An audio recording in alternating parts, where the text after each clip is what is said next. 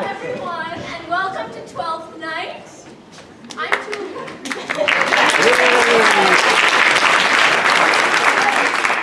I'm Grant. I'm Katy. I'm Alex. I'm Alex. I'm Sam. I'm Quinn. I'm Chloe. I'm Freddie. I'm Evan. I'm Hale. I'm Adam. I'm Andrea. And this is the introduction to the play. Shakespeare didn't have one, but the spirit of this production wants to meet you right here. This play is about not putting on any kind of facade, so here we are.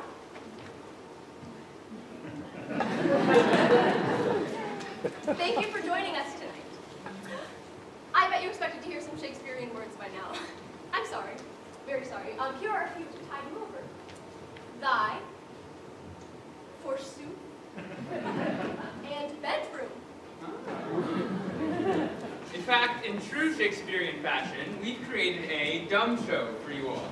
So, buckle up, buckaroos. The twins, Viola and Sebastian, are separated during a shipwreck. Viola, dressed in men's clothes as Cesario, gets a job with Orsino, who is pining for the love of Olivia. Orsino sends Cesario to tell her he loves her. A few times. Meanwhile, in Olivia's household, Toby, Mariah, and Aguecheek are having a raucous time pranking Malvolio into thinking that Olivia loves him. But Olivia ends up in love with Cesario. Viola falls in love with Orsino. Olivia marries Sebastian thinking that it's Cesario, which it kind of actually is. Toby and Mariah break all that sexual tension and fall in love. Orsino finally falls in love with Viola, and Antonio, Valentine, and yours truly don't get to find love on stage, even though we are some of the most sincere characters in the entire show. Feste really doesn't either, but that's okay, because she's in it for the money. And that's our show in a nutshell. Okay, so...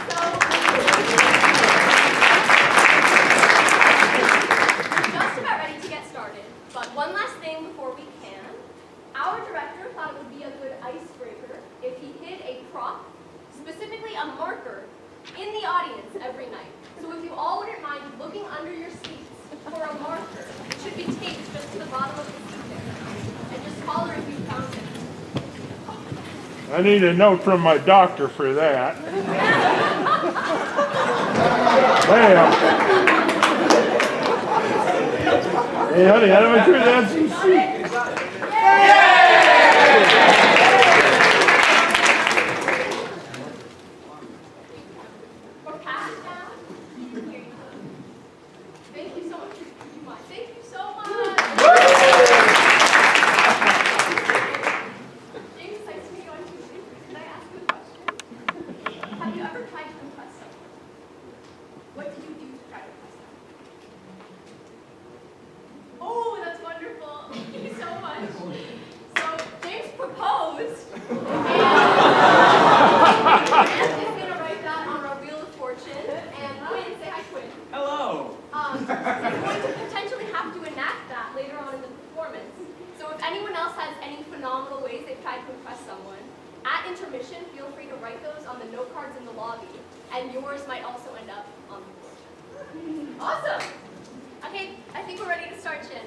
Thanks, Tuuli. All right, 12th night, this is your call to places. Places for the top of the show. Places, please.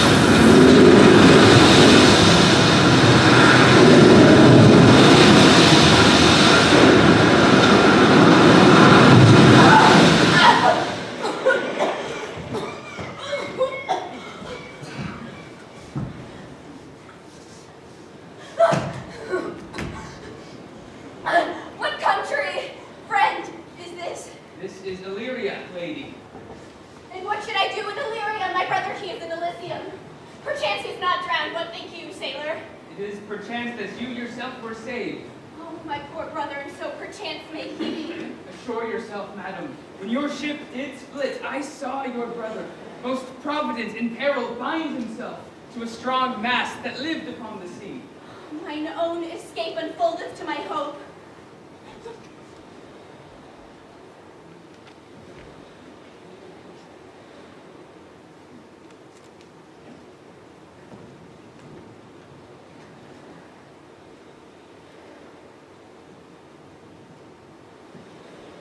Knowst thou this country? Who governs here? The noble duke, in nature as a name, What is his name? Orsino, Orsino, I've heard my father name him. He was a bachelor then. and so is now, or was so very late. For but a month ago I went from hence, and then 'twas fresh in murmur, for as you know, what great ones do, the less will prattle of, that he did seek the love of fair Olivia, What she? a virtuous maid, the daughter of a count that died some 12 months since, then leaving her in the protection of his son, her brother, who shortly also died, for whose dear love they say she hath abjured the sight and company of men. Oh, that I served that lady, and might not be delivered to the world till I main mine own occasion to mellow what my estate is. That were hard to compass, because she will admit no kind of suit, no, not the duke's. I will believe thou hast a mind that suits with this thy fair and outward character. I prithee, conceal me what I am, and be my aid, for such disguise as haply shall become the form of my intent. I'll serve this duke. Thou shalt present me as a eunuch to him. What else may hap to time I will commit, only shape thou thy silence to my wit. Be you his eunuch, and your mute I'll be. If my tongue blabs, let mine eyes not see. I thank thee. Lead me on. What a plague means my niece to take the death of her brother thus? I'm sure care's an enemy to life. By my troth, Sir Toby, you must come in earlier o' nights. Your cousin, my lady, takes great exceptions to your ill hours. Why, let her accept before accept. Aye, but you must confine yourself within the modest limits of order. Confine? I'll confine myself no finer than I am. These clothes are good enough to drink in, and so be these boots too, and they be not. Let them hang themselves in their own straps. That quaffing and drinking will undo you. I heard my lady talk of it yesterday. And of a foolish knight you brought here one night to be her wooer. Who, Sir Andrew Aguecheek? Aye, he. Why, he's as tall a man as any. He's in Illyria. What's that to the purpose? Why, he has 3,000 ducats a year. Aye, but he'll have a year in all these ducats. He's a very fool and a prodigal. Why, that you'll say so. He plays at the viol to gamboys and speaks 3 or 4 languages, word for word, without book, and hath all the good gifts of nature. He hath indeed. Almost natural, for besides that he's a fool, he's a quarreler. And but that he hath the gift of a coward to allay the gust he hath in quarreling. 'Tis not among the prudent he would quickly have the gift of the grave. They add, moreover, that he's drunk nightly in your company. With drinking healths to my niece, I'll drink to her as long as there is passage in my throat, and drink in Illyria. Ah, here comes Sir Andrew Aguecheek.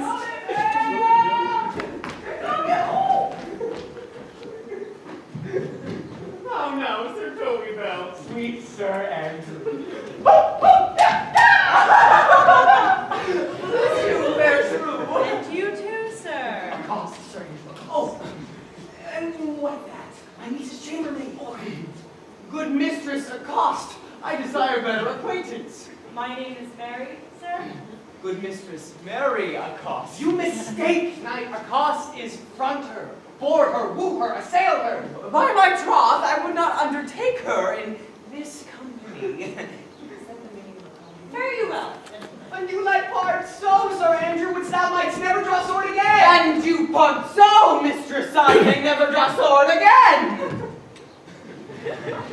Lady, do you have fools in hand? Why, sir, I have not you by the hand. Mary, but you shall have. Here's my hand. No, sir. Thought is free. Bring your hand to the buttery bar and let it drink. Wherefore, sweetheart? What's your metaphor? It's dry, sir.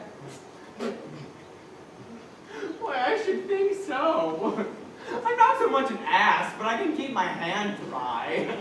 What's your jest? A dry jest, sir. Are you full of them? Aye, sir. I have them at my fingers' ends. Mary, I let go of your hand. I am barren.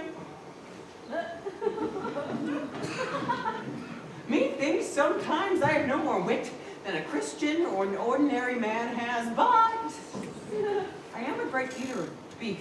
And I think that does harm to my wit. No question. Stop that. I forswear it. Nay, I'll ride home tomorrow, Sir Toby. Pourquoi, my dear knight? What is pourquoi? Do or not do? Oh, and I bestowed the time and the tongues that I had in fencing, dancing, and verbatim. Oh, and I would follow the arts. Nay, I'll home tomorrow, Sir Toby. Your niece will not be seen by me, and if she be, it's 4 to 1. She'll none of me. The Count himself, your heart, I wooed her. She'll none of the Count. She'll not match above her degree, neither in estate, years, nor wit. I've heard her swear it. Tut, there's life in it, man. Well, stay among me. I am a fellow with the strangest mind in the world. I delight in masks and revels, sometimes altogether. What is thy excellence in a galliard, knight? I can cut a caper. Wherefore are these things hid? My very walk should be a jig. Is this a world to hide virtues in? I did think by the excellent constitution of thy leg it was formed under the star of a galliard. Aye, 'tis strong. Shall we set about some revels? What shall we do else? Were we not born under Taurus? Let me see the capers. Higher, higher.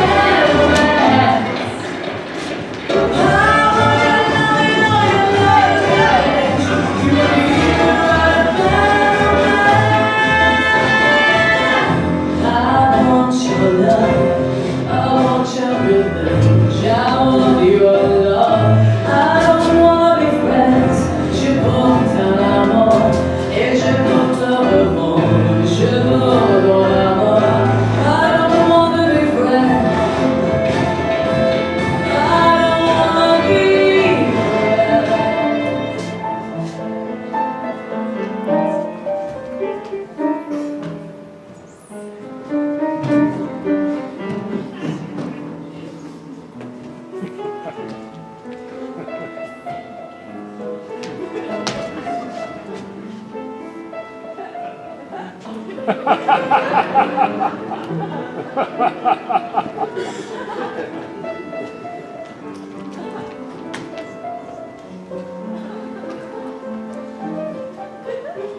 you continue these favors towards you, Cesario, you are like to be much advanced. Yet known you but 3 days, and already you are no stranger.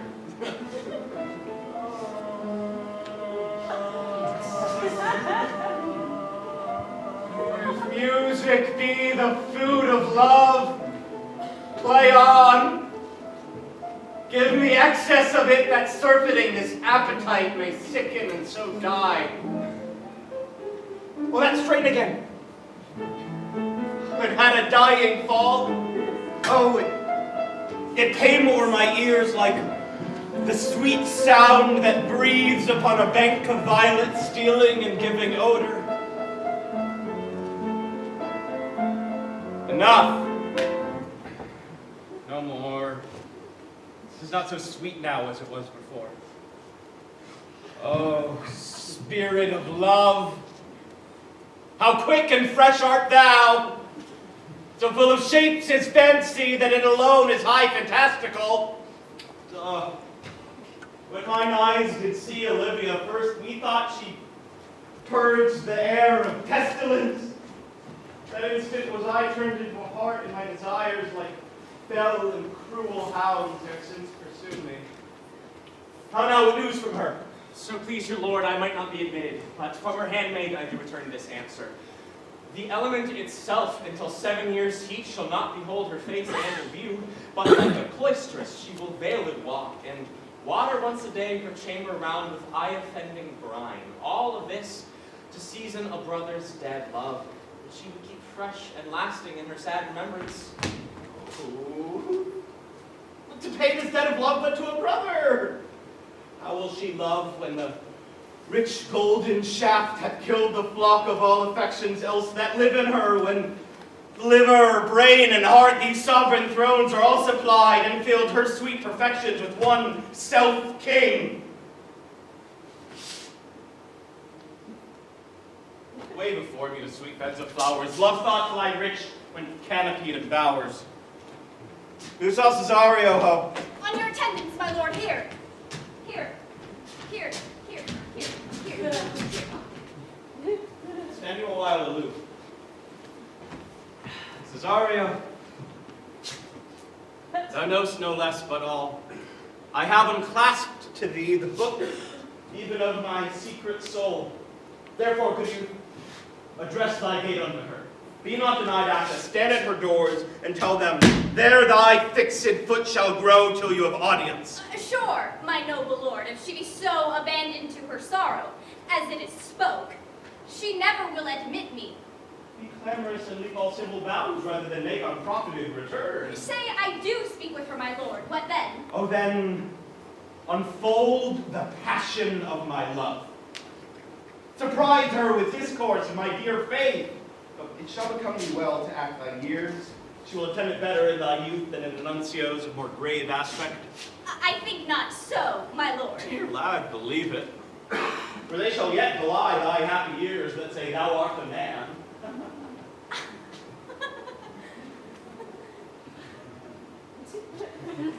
Thy slip is not more smooth and rubious. Thy small pipe is as the maiden's organ, shrill and sound, and all is sembled of a woman's part. I know thy constellation is right after this affair. Prosper well in this, and thou shalt live as freely as thy lord to call his fortunes thine. I'll do my best to woo your lady. Yet a barful strife, whoe'er I woo, myself would be his wife. When were you not yourself, colon?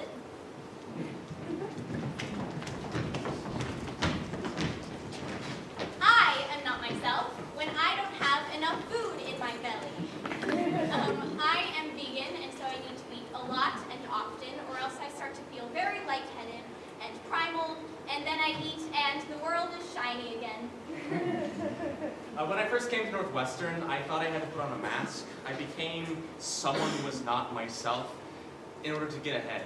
It got me a lot of things that I wanted, but I've been feeling more and more empty lately, so I'm just trying to drop it, even right now. So I once spent an entire Uber ride telling the driver that I was pre-law because I couldn't bring myself to say the word theater major out loud. Whenever I flirt with men, I put on this facade of both being up for anything while simultaneously caring less. But in actuality, I'm a hopeless romantic waiting to get called out for my bullshit. I had a group of best friends growing up, and over time I realized that they were actually pretty mean and would do things that when I joined in I felt bad about myself, but I was afraid to speak up against them because I didn't want to lose my only friends. In middle school, when my hair would get really long, it would get crazy curly and frizzy, and I was really insecure about it. So I got a hair straightening treatment with hopes that it would make things better. It did not. Nay. Either tell me where thou hast been, or I will not open my lips so wide as a bristle may enter and wave thy excuse. My lady will hang thee for thy absence. Let her hang me. He that is well hanged in this world needs to fear no colors. Make that good. He shall see none to fear. A good Lenten answer. I can tell you where that saying was born of, I fear no colors. Where, good Mistress Mary? In the wars, and that you should be bold to say in your foolery. Well, God gives them wisdom that have it, and those that are fools, let them use their talents. Aye, but you will be hanged for being so long absent. Or, to be turned away. Is not that as good as a hanging to you? Many a good hanging prevents a bad marriage. And for turning away, let summer bear it out. Peace you, rogue. No more of that. Here comes my lady. Make your excuse wisely, you were best. Wit, and it be thy will, put me into good fool. For what says Quinn? Better a witty fool than a foolish wit. God bless thee, lady. Take the fool away. Do you not hear that, good? Take away the lady. I bade him take away you. A good Madonna, give me leave to prove you a fool. Can you do it? Dexterously, good Madonna. Make your proof. Good Madonna, why mourn'st thou? Good fool, for my brother's death.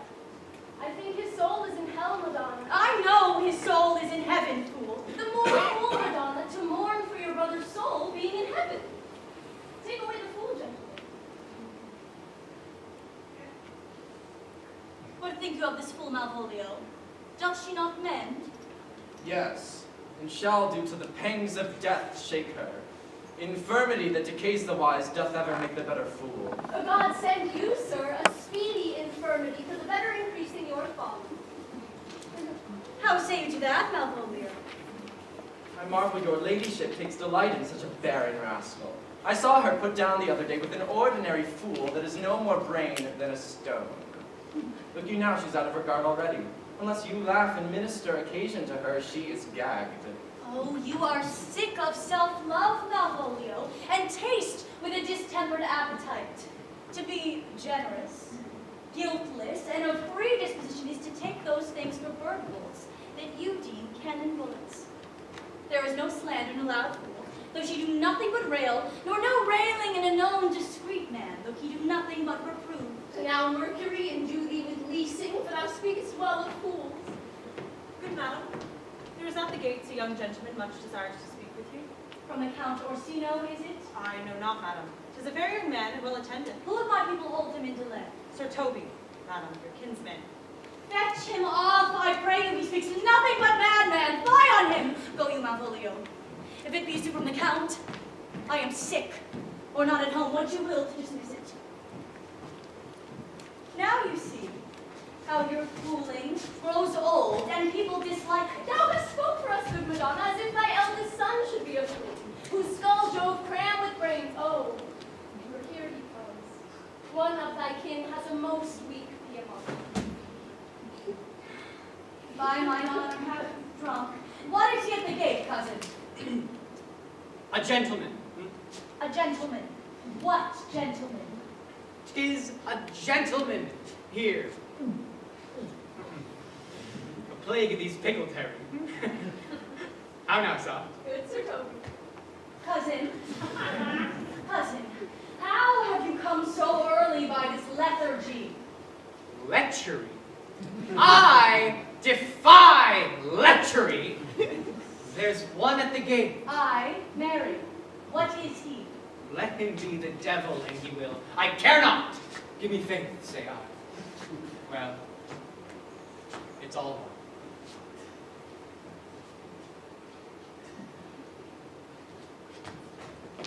What's a drunken man like, fools?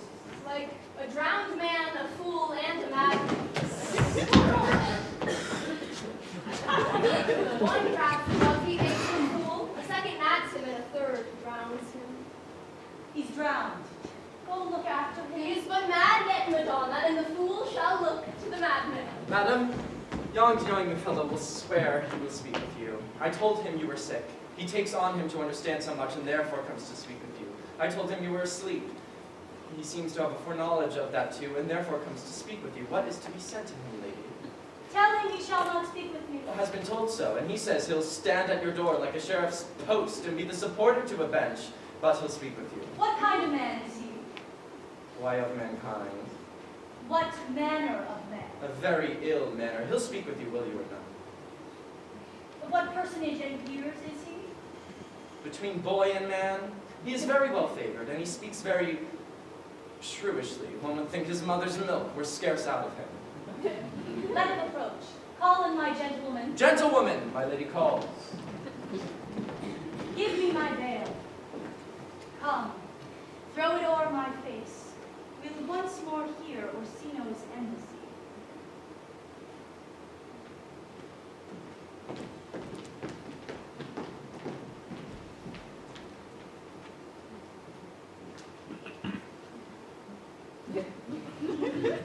The honorable lady of the house. Which is she? Speak to me, I shall answer for her. Your will. Most radiant, exquisite, and unmatchable beauty. I pray, tell me if this be the lady of the house, for I never saw her. I would be loath to cast away my speech, for, besides that it is excellently well penned, I have taken great pains to con it. Are you a comedian? No, my profound heart. Though by the very fangs of malice, I swear I am not that I play. Are you the lady of the house? If I do not usurp myself, I am. Most certain. If you are she, you do usurp yourself, for what is yours to bestow is not yours to reserve. But this is from my commission. I will on with my speech in your praise and share the heart of my message. Come to what is important in. I forgive you the praise. Alas, I took great pains to study it, and 'tis poetical. It is the more like to be feigned. I pray you, keep it in. I heard you were saucy at my gates, and allowed your approach rather to wonder at you than to hear you. If you be not mad, be gone. If you have reason, be brief. 'Tis not that time of moon with me to make one in so skipping a dialogue. Will you hoist sail, sir? Here lies your way. No, good swagger. I'm to hold here a little longer. Some mollification for your giant, sweet lady. Tell me your mind. It alone concerns your ear. My words are as full of peace as matter. Yet you began rudely. What are you? What would The you? rudeness that hath appeared in me I have learned from my entertainment. What I am and what I would are as secret as maidenhead. To your ears, divinity. To any others, profanation. Give us the place alone. We will hear this divinity.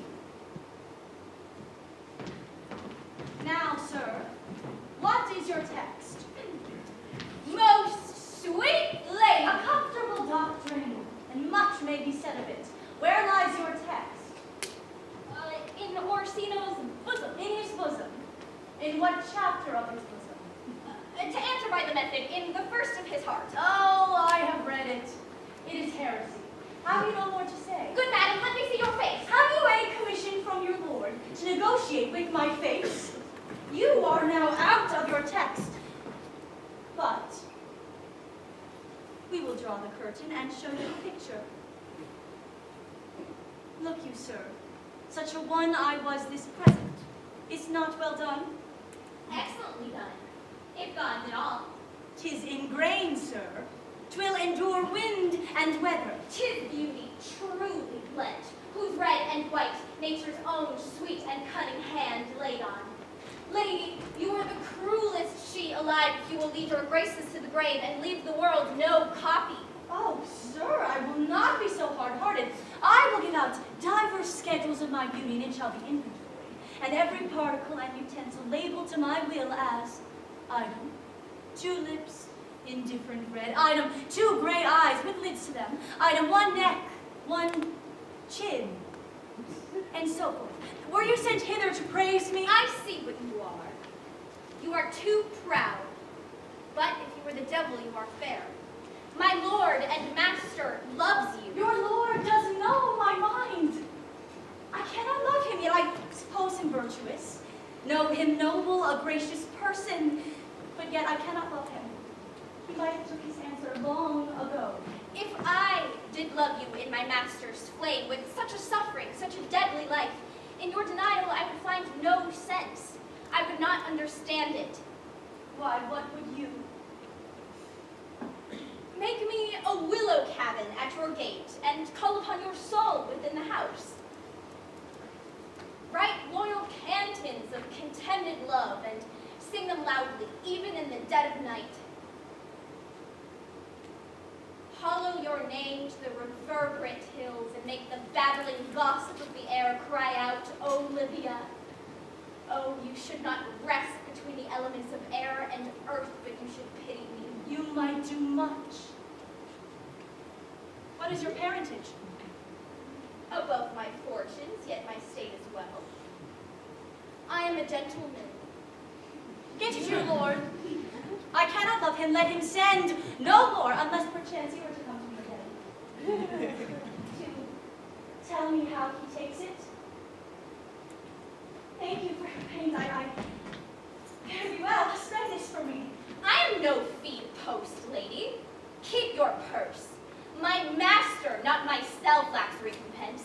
Love make his heart a flint that you shall love, and let your fervor, like my master's, be placed in contempt. Farewell, fair cruelty.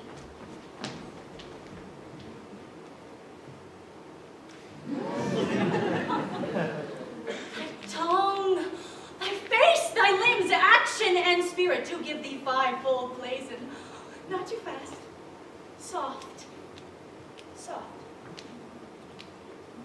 Unless the master or the man. How now? Even so quickly may one catch the plague? Methinks I feel this youth's perfections with an invisible and subtle stealth to creep in at mine eyes. Well, let it be. What how, Malvolio? Your madam, at your service. And run after that Scenic messenger, the county's man. He left a ring behind him. Would I or not? Tell him I'll none of it. Desire him not to flatter with his lord nor hold him up close. I am not for him. If that the youth will come this way tomorrow, I'll give him reasons for it. Hide him, Malvolio! At my will. I know not what, and fear to find mine eye too great a flatterer for my mind. Fate, show thy force, ourselves we do not owe. What is decreed must be, and be this so.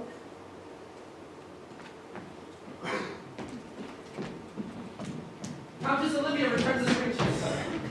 You might have saved me my pains to have taken it away yourself. She adds, moreover, that you should put your lord into a desperate assurance she will none of him. And one thing more, that you be never so hardy as to come again in his affairs, unless it be to report your lord's taking of this. Receive it so. She took the ring of me, I'll none of it. Come, sir. You peevishly threw it at her, and her will is it should be so returned. If it be worth stooping for, there it lies in your eye. If not, be it his that finds it.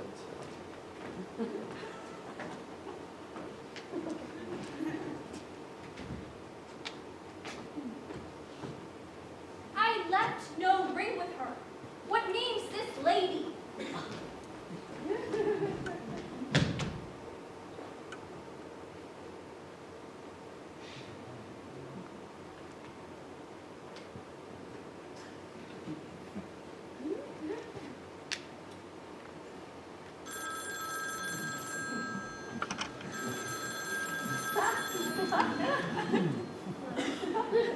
I left no ring. What means this lady? Fortune forbid my outside had not charmed her. lost her tongue, for she did speak in starts distractedly. Oh, she loves me. Oh, sure, the cunning of her passion invites me to this churlish messenger. None of my lord's ring. Why, he sent her none. I am the man. If it be so, as 'tis, poor lady, she would better love a dream. Disguise, I see thou art a wickedness wherein the pregnant enemy does much. How easy is it for the proper false in women's waxen hearts to set their forms? How will this badge? My master loves her dearly, and I, poor monster, fond as much on him, and she, mistaken, seems to dote on me. What will become of this? As I am man, my state is desperate for my master's love, and as I am woman, now the last day, what thriftless eyes shall poor Olivia breathe? Oh, time, thou must untangle this mess, not I, for this is too hard a knot for me to untie. Which is to say that this is very difficult to figure out. Excuse me, ma'am. Do you have any advice? I don't. What? Way to leave me out on a limb. Okay. Well, will you pass it to the person next to you? Hi, excuse me. I don't know if you've been watching the show, but I'm not. Do you have any advice? I don't. This is gonna take a while. Hi, okay, so, yeah, do you have advice? You gotta be honest with it. Yeah, with all of them? Say what? Okay, guys, thanks for the advice. Very Oh, the next scene is starting. Thank you. Bye!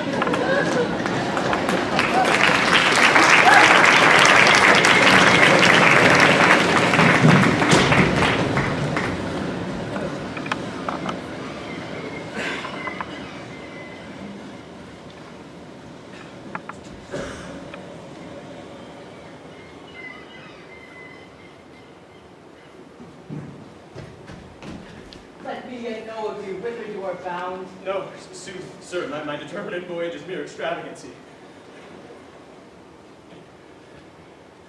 But I perceive in you so excellent a touch of modesty that you will not extort from me what I'm willing to keep in. Therefore it charges me in manners the rather to express myself. You must know of me then, Antonio. My name is Sebastian. My father left behind him myself and a sister, both born in an hour. If the heavens had been pleased, would we had so ended. But you, sir, altered that. For an hour before you took me from the breach of sea was my sister drowned. Alas, the day. A lady, sir. It was said she much resembled me. She had a mind that envy could not recall fair. She is drowned already, sir, in salt water, though I seem to drown her remembrance again with more. Pardon me, sir, your bad entertainment. My kind Antonio, forgive me your troubles. If you will not murder me for my love, let me be your servant. Fare thee well at once. My bosom is full of kindness. I am yet so near the manner of my mother that on the least occasion more mine eyes will tell tales of her. I am bound to the Count Orsino's court. Farewell.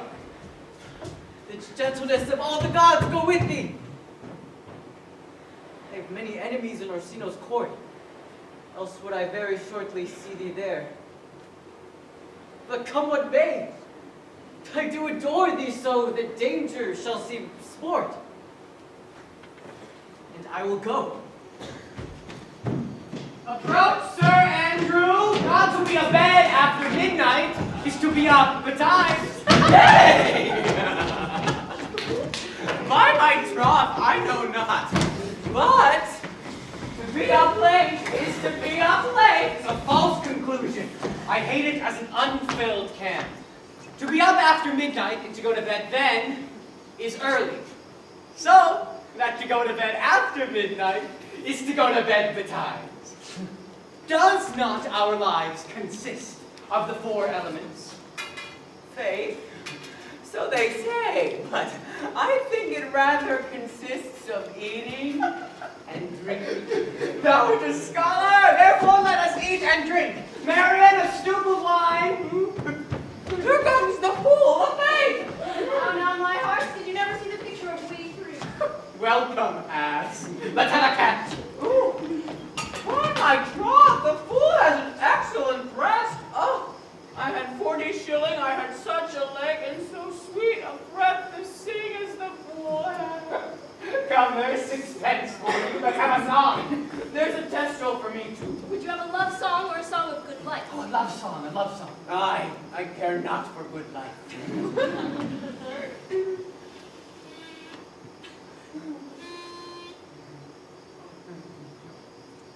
When the rain is blowing in your face, and the whole world is on your case, I could offer you my warm embrace to make you feel my love.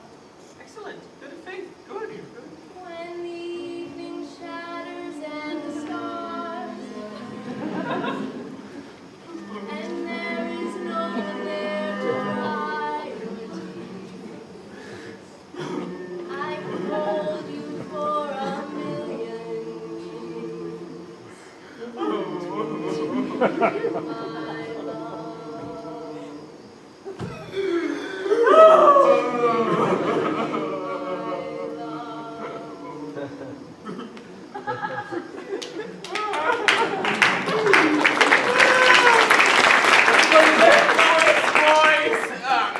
As I am a true knight, shall we rouse the night owl in a catch that will draw 3 souls out of 1 weaver? Shall we do that? And you love me? Let's do it! I am a dog at a catch.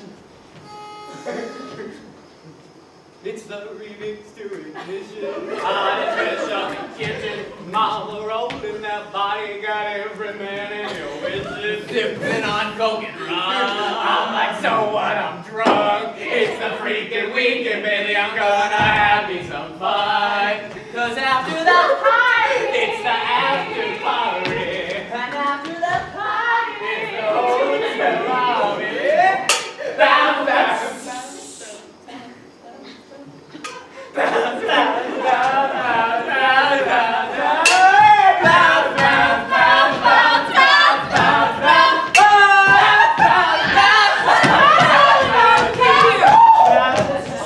My lady has not called up her steward Malvolio to turn you out of doors. Never trust me. Am not I consanguineous? Am I not of her blood? Tilly Valley, lady. Phone rings in the middle of the night. Your father says, what you gonna do with your life? Oh, Daddy's here, you know you're still #1. But girls, they wanna have fun.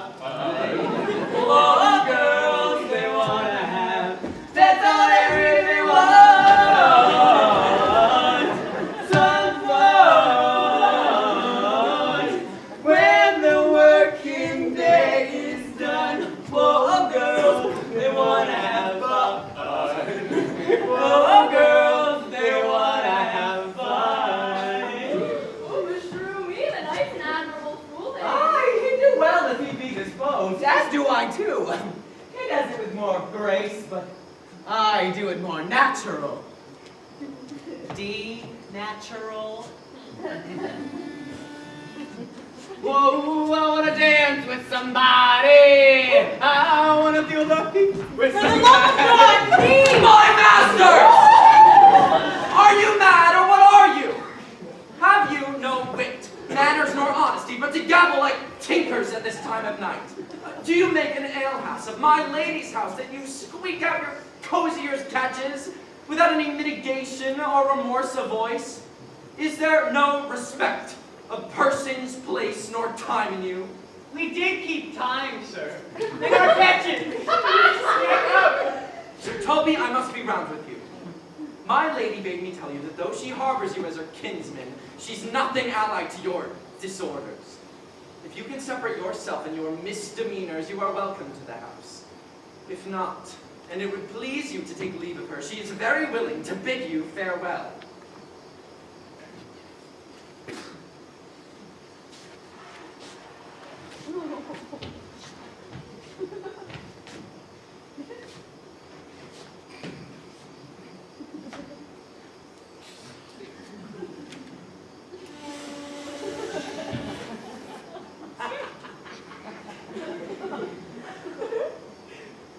Charlotte, you got to let me know.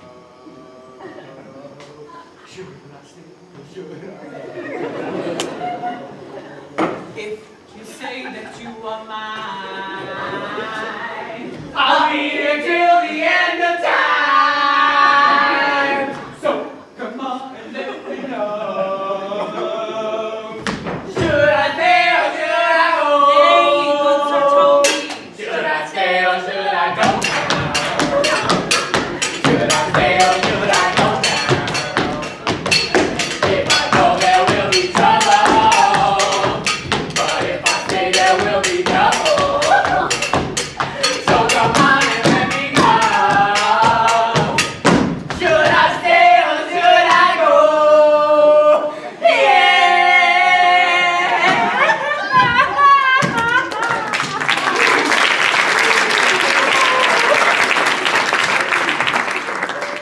Is it even so? Out of tune, sir! You lie! Art thou any more than a steward? Dost thou think because thou art virtuous there shall be no more cakes and ale? A stoup of wine, Mauricio? Mistress Mary, if you prized my lady's favor at anything more than contempt, you would not give means for this uncivil rule. She shall know of it by this hand.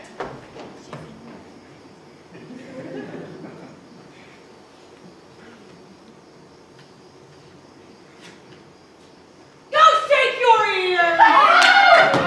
Why, it's good to drink as to drink when a man's a-hungry. To challenge him in a field, and to break promise with him, and make a fool of him! Good night, I'll write thee a challenge. Or I'll deliver your indignation by word of mouth! Sweet Sir Toby, be patient for tonight. For Monsieur Malvolio, let me alone with him. If I do not gull him into an A-word and make him a common recreation, do not think I have wit enough to lie straight in my bed. I know I can do it. Possess us, tell us something of him. The devil, a Puritan, or anything constantly but a time pleaser, an affectioned ass that cons stage without book and utters it by great swaths, the best persuaded of himself, so crammed as he thinks with excellencies, that it is his grounds of faith that all who look on him do love him. And it is on this vice in him that my revenge will find notable cause to work. What wilt thou do? I will drop in his way some obscure pistols of love, wherein by the shape of his leg, the manner of his gait, the expressure of his eye, forehead, and complexion, he shall find himself most feelingly personated. I can write very much like your niece, my lady. On a forgotten matter, we can hardly make a difference of our hands. Excellent, I smell a device. I have it in my nose, too. He shall think by the letters that thou wilt drop that they come from my niece, and that she's in love with him. My purpose is indeed a horse of that color. And that would make his horse an ass. Ass, I doubt not. How truly admirable. Sport royal, I warrant you.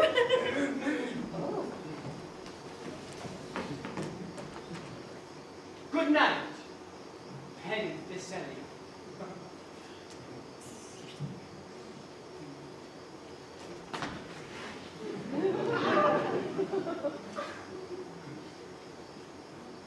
Before me, she's a good wench. She's one that adores me. What of that? I was adored once, too. If I can't recover your niece, I'm a fool way out. Come, I'll go burn some sap. It's too late to go to bed now. Come, Knight. Come, Knight. First, we need a volunteer. So in this next scene, there's a character that shows up called Fabian, who basically just shows up because they have an axe to grind with Malvolio, and we need one of you guys to do it. So anyone have an axe to grind? See a few hands. Any moment. I think I saw your hand first. Yeah. All right, come on down. Give him a hand for Fabian.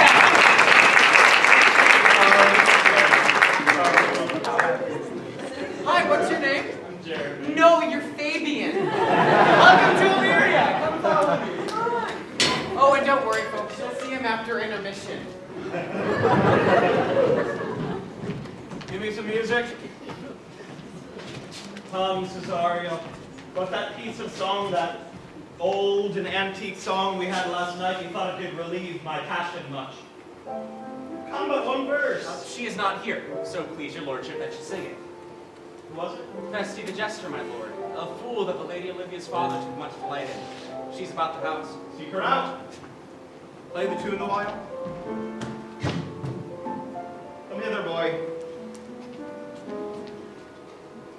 If ever thou shalt love in the sweet pangs of it, remember me. For such as I am, all true lovers are, unstead and skittish in all motions else, save in the constant image of the creature that is beloved.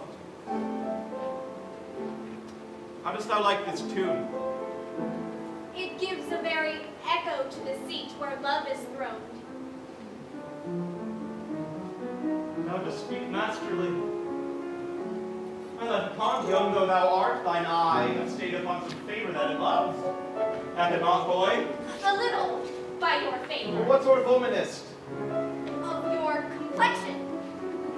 She is not worth thee, then. What years, in faith? About your years, my lord. Too old, by heaven. Let still the woman take an elder than herself. So wears she to him, so sways she level in her husband's heart. I think it well, my lord. Then let thy love be younger than thyself, for thy affection cannot hold thee bent. For women are as roses, whose fair flower, being once displayed, doth fall that very hour. And so they are. Alas, that they are so, to die even when they to perfection grow. Oh, fellows, come! The song we had last night, mark it, Cesario, it is old and plain and dallies with the innocence of love like the old age. Are you ready, sir? Aye, prithee, sing. Dear, I fear we're facing a problem. You love me no longer, I know, and maybe there is nothing that I can do to make you do.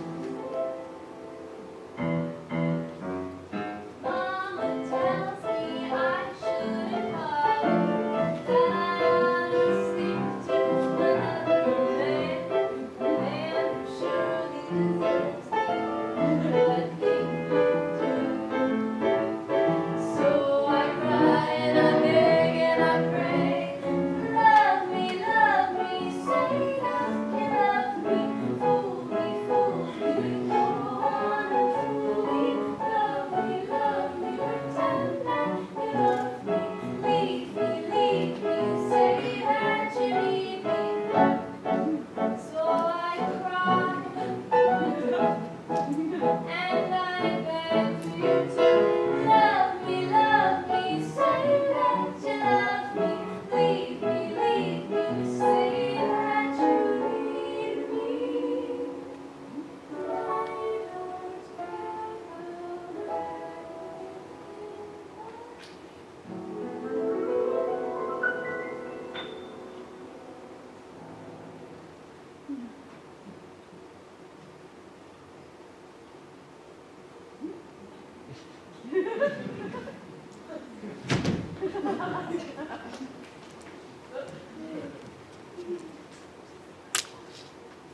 There's thy pains.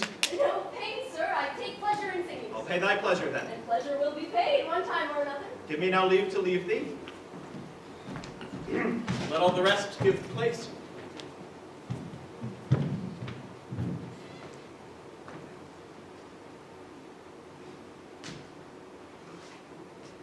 Once more, Cesario, get thee to yon same sovereign cruelty. Tell her my love, more noble than the world, prizes not quantity of dirty lands. The parts that fortune hath bestowed upon her, tell her I hold as giddily as fortune. But if she cannot love you, sir. I cannot be so answered. Soon, but you must. Say that some lady, as perhaps there is, hath for your love as great a pang of heart as you have for Olivia. You cannot love her. You tell her so. Must she not then be answered? There is no woman's sides can bide the beating of so strong a passion as love doth give my heart. No woman's heart so big to hold so much, they lack retention. But mine is all as hungry as the sea, and can digest as much, make no compare between thy love a woman can bear me, and that I owe Olivia. Aye, but I know. What dost thou know? Well, what love women to men may owe, in faith they are as true of heart as we.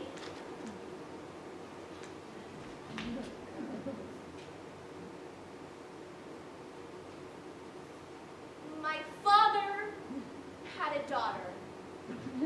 Loved a man as it might be, perhaps were I a woman, I should your lordship. And what's her history? A blank, my lord. She never told her love, but let concealment, like a worm in the bud, feed on her damask cheek. She pined in thought, and with a green and yellow melancholy she sat like Patience on a monument, smiling at grief. Was this not love indeed?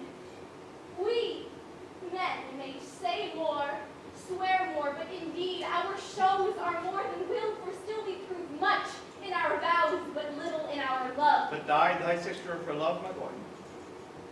I am all the daughters of my father's house, and all the brothers too, and yet I know not.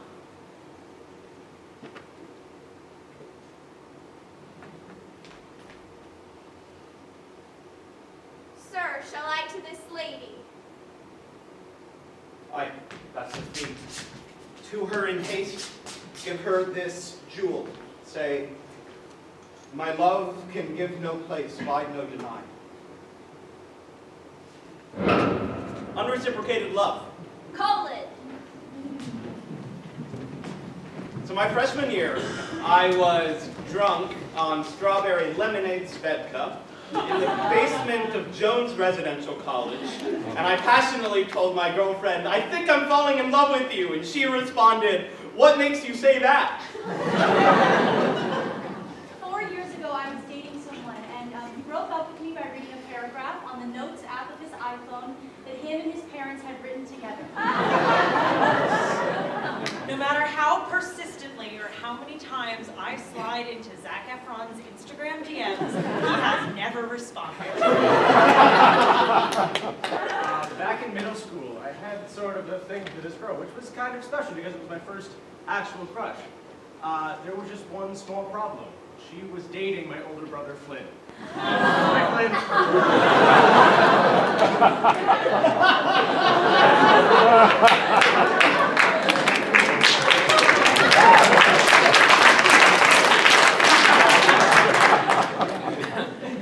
Hi, I was asked to senior prom with a poster that said, prom 2K14 or not. I didn't really want to go with this person, so I assessed my options, said or not, and then walked back to class. I told my 4-year-old sister that I loved her and offered to hug her, to which she responded, get off me, don't touch me. My uncle understands this feeling, but she can't. But, you know, we can't take it personally because she's stuck with us. In high school, I was totally in love with this guy named Eric, but he liked this girl named Maddie, and we were such good friends that he would send me drafts of love letters written for her. Yeah, it felt good. The first time that my boyfriend told me that he loved me, I told him that I loved him too, and then waited for him to get back to his room and called him to tell him that I was in fact in love with someone else, to which he responded, "You're such a good girlfriend to tell me that." In a coffee shop that I worked in, there was this regular that would come in every now and then, and I sort of developed a thing for her, and every time she came in, I would say, all right, Sam, it's time to ask her what her name is. But I never did, and one day she stopped coming in.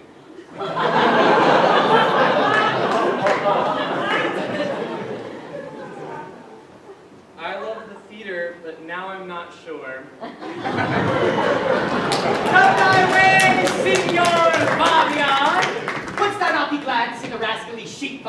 by some notable shame. We will fool him black and blue, shall we not, Sir Andrew? And we do not. It is a pity of our lives. Here comes a little villain.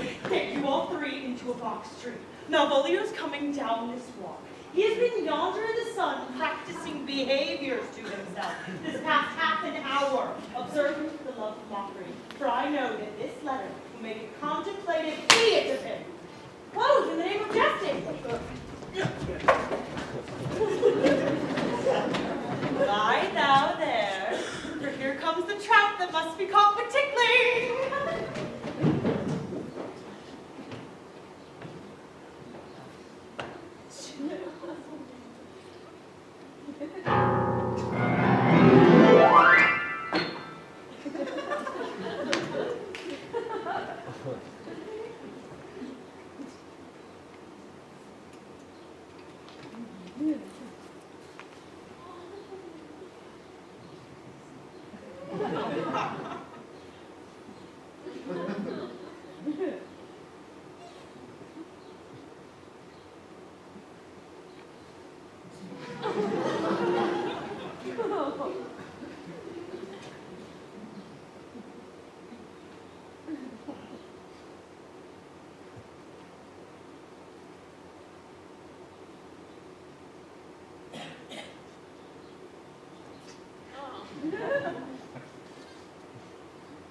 Tis but fortune.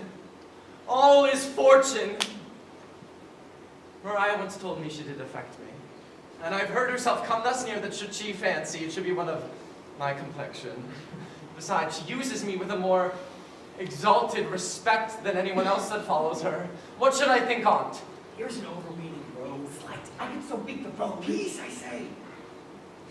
To be Count Malvolio. Ah, rogue. Having been 3 months married to her. Sitting in my state, calling my officers about me in a branched velvet gown. Having come from a daybed, where I've left Olivia sleeping. Fire and brimstone.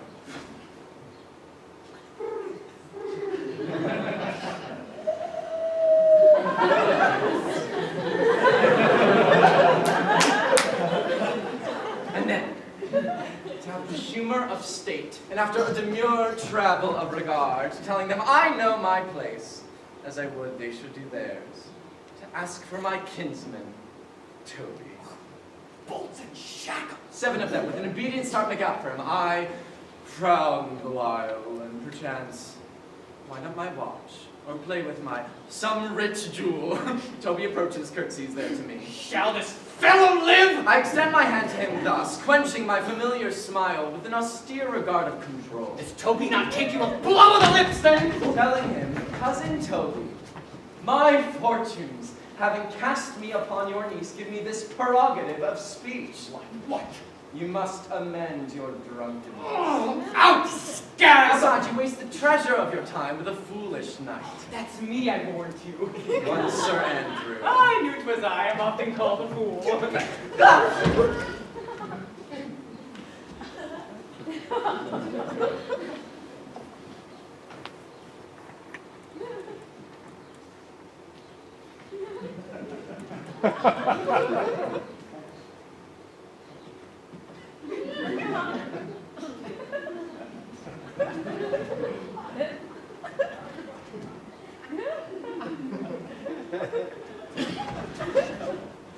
What employment have we here?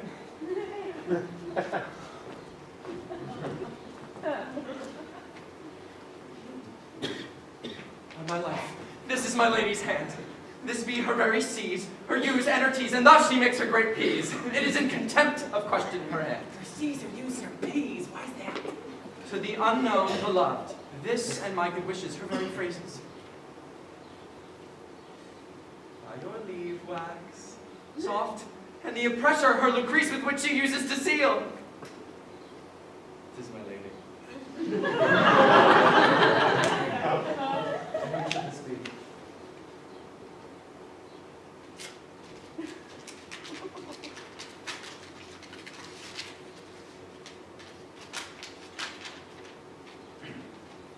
Jove knows I love, but who lips do not move, No man must know. No man must know.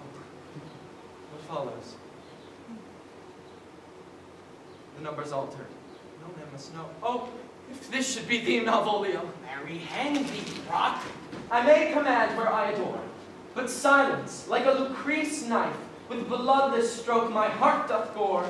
M-O-A-I doth sway my life. Excellent wench, say I. M-O-A-I doth sway my life. Nay, but first, let me see. I may command where I adore. Why she may command me, I serve her. She is my lady. This is evident to any formal capacity. In the end, what should that alphabetical position portend? If I could make that resemble something in me. Softly. M-O-A-I. M.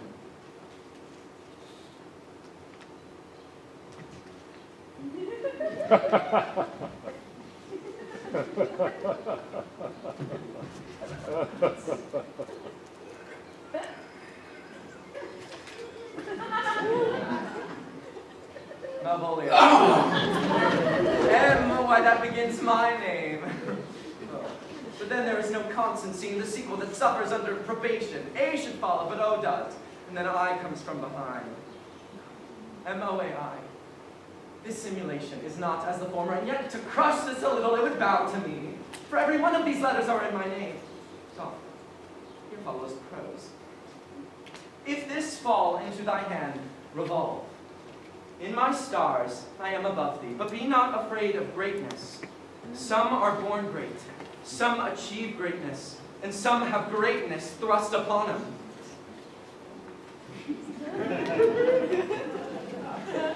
Thy fates open their hands. Let thy blood and spirit embrace them, and to inure thyself to what thou art like to be, cast thy humble slough and appear fresh. Be opposite with the kinsmen, surly with the servants. Let thy tongue tang arguments of state. Put thyself into the trick of singularity. She thus advises thee that sighs for thee. Remember who commended thy yellow stockings, and wished to see thee ever cross-gartered. I say, remember. Farewell. She that would alter services with thee, the fortunate unhappy. Daylight and champagne discovers not more! I will be proud. I will read politic authors. I will baffle Sir Toby. I will wash off gross acquaintance. I do not now fool myself to let imagination jade me, for every reason excites to this that my lady loves me. She did commend my yellow stockings of late. She did praise my leg being cross-gartered. And in this, she manifests herself to my love, and with a kind of injunction drives me to these habits of her liking. I thank my stars! I am happy.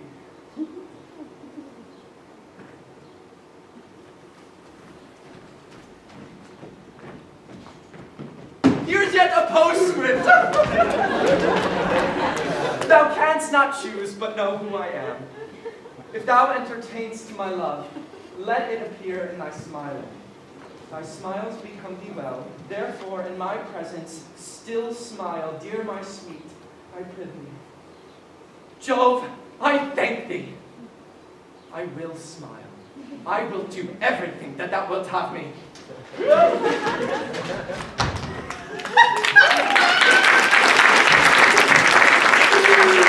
I would marry this wench for this device. Wilt thou set thy foot on my neck? Shall I play my freedom at trade trip and become thy bondslave? Or I either. Why, you put it in such an image that when the image of it leaves him, he must run mad. You will then see the fruits of this sport. Mark his first approach before my lady. He will come to her in yellow stockings, and 'tis a color she abhors, and cross-gartered, a fashion she detests, and he will smile upon her, which will now be so unsuitable to her disposition, being addicted to melancholy as she is, that it cannot but turn him into a notable contempt. If you will see it, follow me. To the gates of Tartar, thou most excellent devil of wit! I'll make one too. I know him.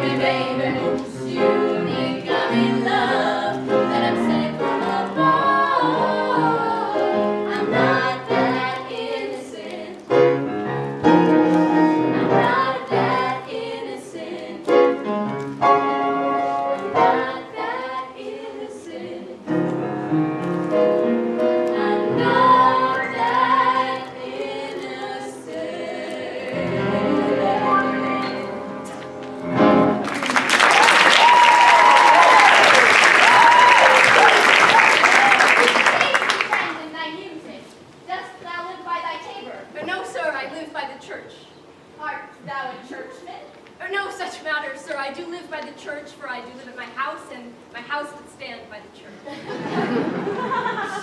thou mayst say, a king lies by a beggar, if a beggar dwell near him, or the church stand by thy taker, if thy taker stand by the church. You have said, sir. To see this age, a sentence is but a cheverel glove to a good wit. How quickly the wrong side can be turned outward.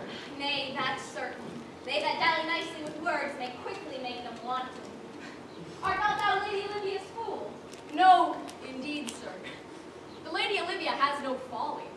She will keep no fool, sir, till she be married, and fools are as like husbands as pilchers are to herrings. The husband's the bigger. I am indeed not her fool, but her corrector of words. I saw thee late at Count Orsino. Foolery, sir, does walk about the orb like the sun. It shines everywhere. I would be sorry, but I should be as oft with your master as with my mistress. I think I saw your wisdom there. Nay, and thou pass upon thee, I'll no more of thee. Hold, there's expenses for thee. Now, Job and his next commodity of hair, set thee a beard. By my troth, I'll tell thee I am almost sick for one, though I would not have it grow on my chin. Is that lady within? Would not a pair of these have bread, sir? Yes, being kept together and put to use. I understand you, 'tis well begged. The matter, I hope, is not great, begging but a beggar. My lady is within, sir. I will conjure to them whence you come. Who you are, and what you would, are out of my welcome. I might say element, but the word is overlord. This fellow is wise enough to play the fool, and to do that well praise. Gentlemen, God save thee. And you, sir. Des Bougards, monsieur. Et vous aussi, votre serviteur. I hope, sir, you are. And I'm yours. Gentlemen, will you encounter the house? My niece's desires you to enter. Make your trade fee to her. I am bound to your niece, sir. I mean, she is the list of my voyage.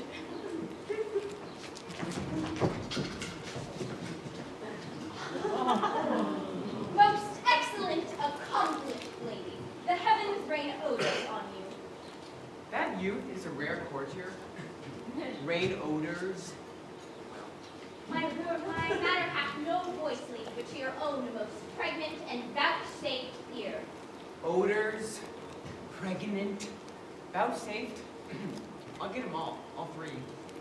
Let the garden door be shut, and leave me to my hearing.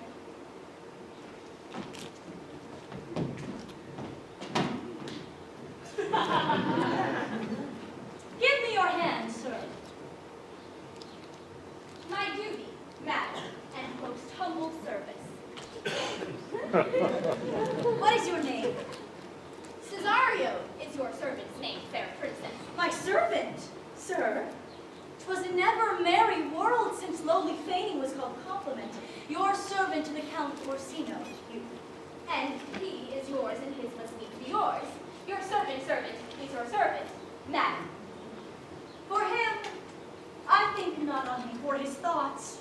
Would they were blanks rather than filled with me. Madam, I come to whet your gentle thoughts on his behalf. Oh, by your leave, I pray you. I bade you never speak again of him. But would you undertake another suit? I had rather hear you to solicit back the music from the spheres. Madam, I Give me leave, beseech you. I did send, after the last enchantment you did hear, a ring in chase of you. So did I abuse myself, my servant, and I fear me you. What might you think? To one of your receiving enough is shown, a cypress, not a bosom hides my heart, so let me hear you speak. I pity you. That's a degree to love. No, not a bride, for 'tis a vulgar proof that very oft we pity enemies. Why then? Methinks 'tis time to smile again. Oh, world, how apt the poor are to be proud. God upbraids me for the waste of time. Be not afraid, good youth. I will not have you, and yet when wit and youth is come to harvest, your wife is like to reap a proper man. There lies your way, due west. Then westward ho! Grace and good disposition attend your ladyship. You'll not be madam to my lord by me. Stay!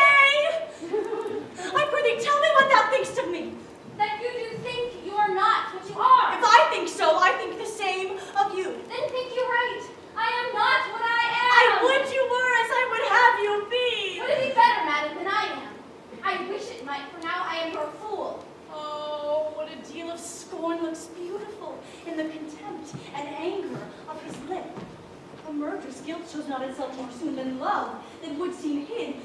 Love's night is new, Cesario, by the roses of the spring, by maidhood, honor, troth, and everything. I love thee so, that maugre all thy pride, nor wit, nor reason can my passion hide. Do not extort thy reasons from this clause, for that I woo, therefore hast no cause, but rather reason thus, with reason better.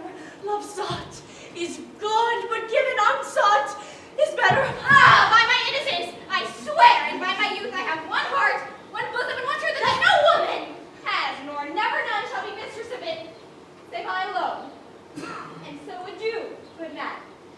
Nevermore will I my master's tears see you deplore. Yet come again, for thou perhaps mayst move that heart which now abhors to like his love.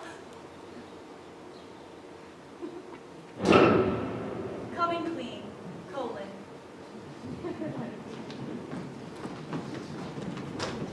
When I finally told my first grade teacher that it was me who had drawn all of the pigs on the bathroom walls in Sharpie. Whenever my roommate is not home, I like to kind of sneak some of her food, but I don't take all of it, just so that she doesn't know that I'm taking that food. And so I'm sorry, Isabel.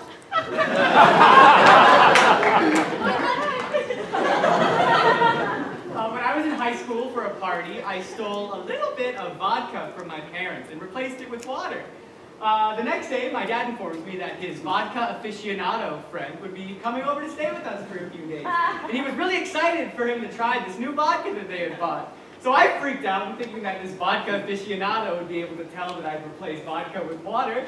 I came clean to my parents, and because of my very first hangover and my own self-loathing, they decided that was punishment enough.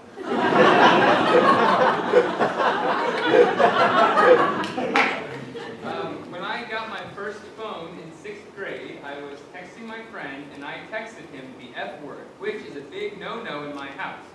And so later that night, my mom was looking at my messages and saw what I said, and when she asked me about it, I said that another friend who she doesn't like took my phone and texted the word instead of me. And she didn't know about it until last week when my dad saw the show, and he told her afterwards. In high school, my dad would lovingly leave his wallet on the kitchen table. And me, being a smart Northwestern student, would make deposits from the bank of Dad.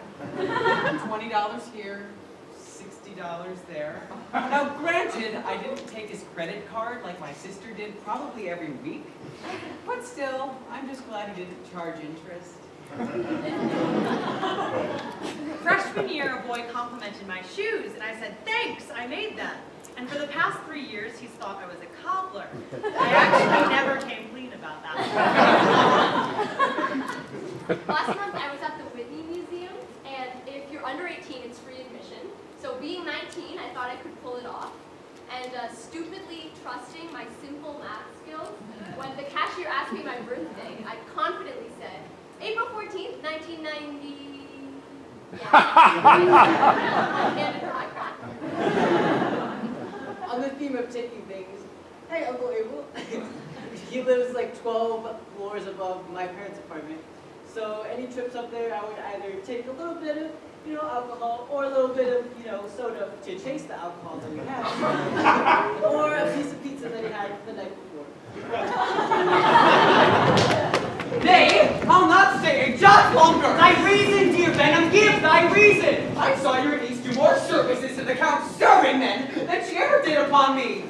I saw it in the orchard. Did she see thee, the wild bear, old boy? Tell me that. As plain as I see you now. She did show favor to the youth in your sight, only to exasperate you, to awaken your dormont's valor, to put fire in your heart and brimstone in your liver.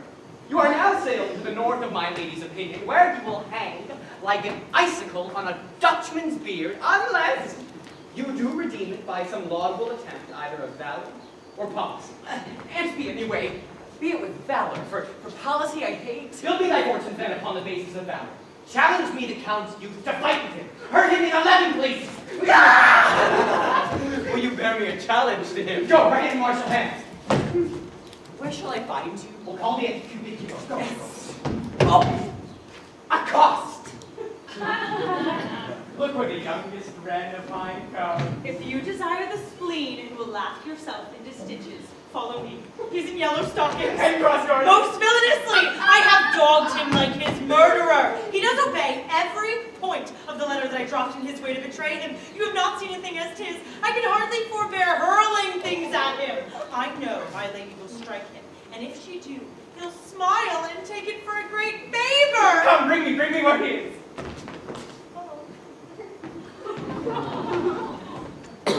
But first, Alex and Grant, will you bring out the Wheel of Fortune? Alright, so in this next scene, Sir Andrew Aguecheek will have to perform with the following. Can you please hear our options? You've got propose, sing, fit your fist in your mouth, trade clothing, grow a beard, creep on people, bend and snap, and add rub-a-dub-dub to every sentence. Great.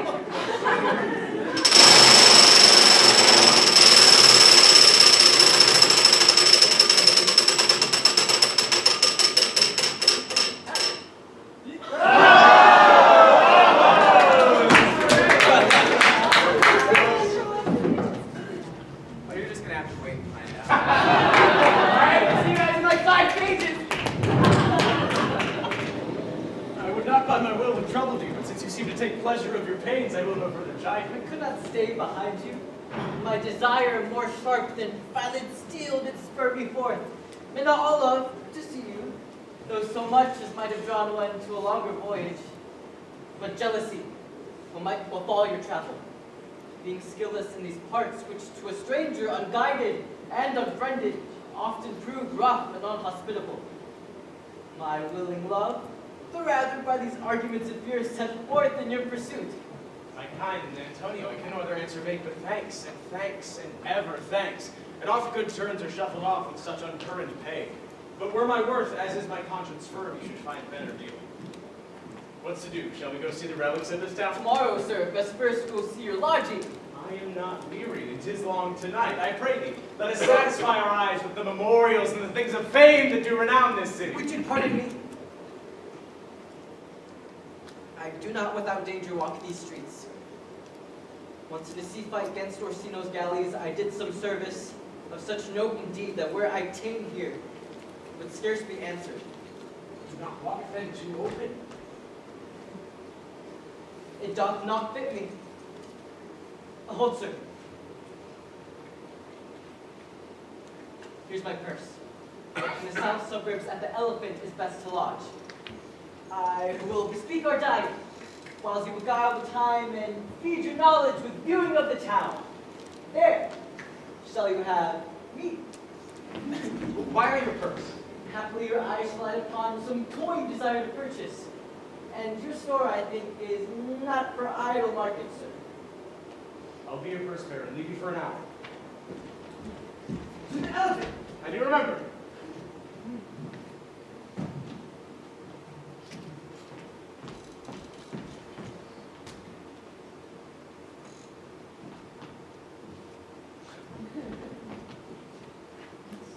I sent after him.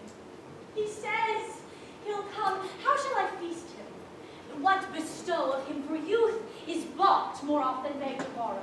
I speak too loud. Where's Malvolio? He is sad, and Sybil and suits well for a servant with one of my fortunes. Where's Malvolio? He is coming, madam, but in a very strange manner. He is sure possessed, madam. Why, what's the matter? Does he rave? No, madam. He does nothing but smile. We'll call him hither. I am as mad as he if sad, and merry madness equal be. What ho, Malvolio? Oh. Sweet lady! What thou? I sent for thee upon a sad occasion. Sad lady? I could be sad. This does cause some obstruction in the blood, this cross-gathering. What of that? As a very solid thing. Please one and please all. Like, how dost thou, man? What is the matter with thee? Not black kid come to his hands, and command shall be Wilt thou go to bed, Malvolio? to bed. Aye, sweetheart, and I'll come to thee. God comfort thee! Why dost thou smile so and kiss thy hand so oft? At your request. Why appear you with this ridiculous boldness before my lady? Be not afraid of greatness, 'twas well. What meanst thou by that, noble? Some are born great, Huh? some achieve greatness, What sayest thou? and some have greatness thrust upon them. Remember me with thy yellow stockings. It was to see the cross garter. Why, this is very midsummer madness. Good Maria, let this fellow be looked to. Where's my cousin Toby? Next time I have special care of him, I would not have him miscarry for the half of my dowry.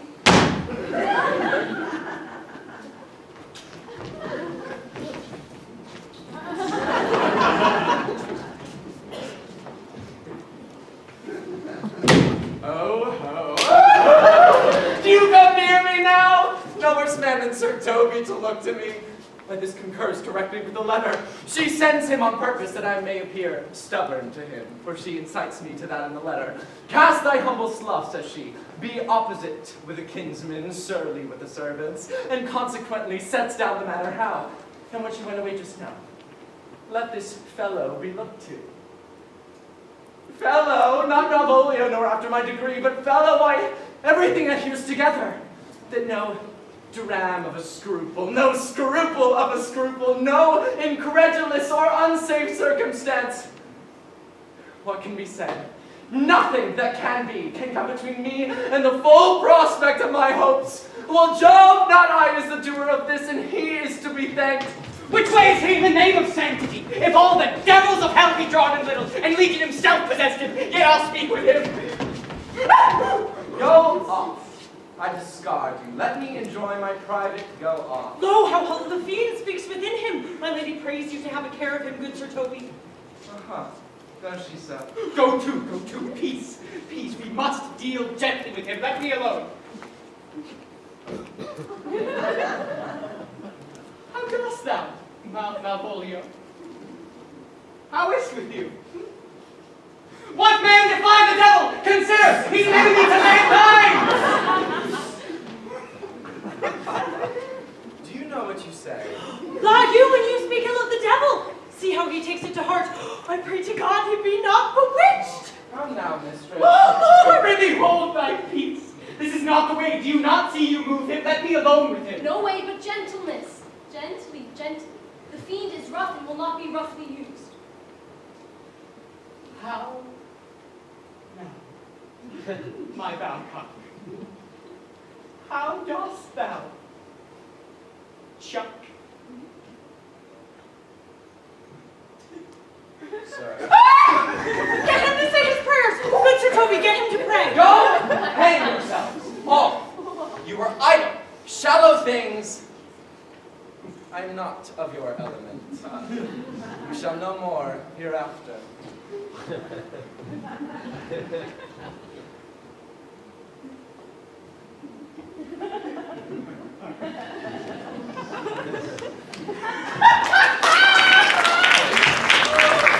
Played upon a stage now, I can condemn it as an improbable fiction.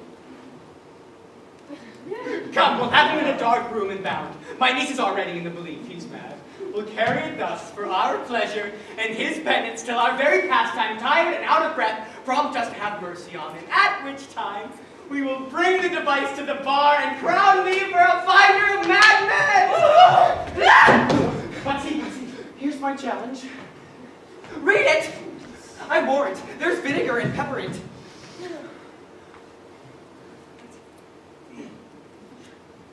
Youth, whatsoever thou art but a scurvy fellow. Wonder not, nor admire not in thy mind why I do call thee so, for I will show thee no reason for it. Good notes, that keeps you from the blow of the law. Thou comest to the lady Olivia, and in my sight she uses thee kindly, but thou liest in thy throat. Good. That is not the matter I challenge thee for. Fare thee well, and may God have mercy upon one of our souls. He may have mercy upon mine, but my hope is better, so look to thyself. Thy friend as thou usest him, and thy sworn enemy, Andrew Aguecheek. This letter move him not his legs cannot, I'll give it to him. You may have direct dedication for it as well. He is now in some commerce with thy lady, and will by and by depart. Go, Sir Andrew, so soon as ever thou seest him draw, and as thou drawest, swear horrible, for it comes to pass that a terrible oath, with a swaggering accent sharply twanged off, gives manhood more approbation than ever proof itself will have earned him. Away! Nay, let me alone for swearing and ring-bearing.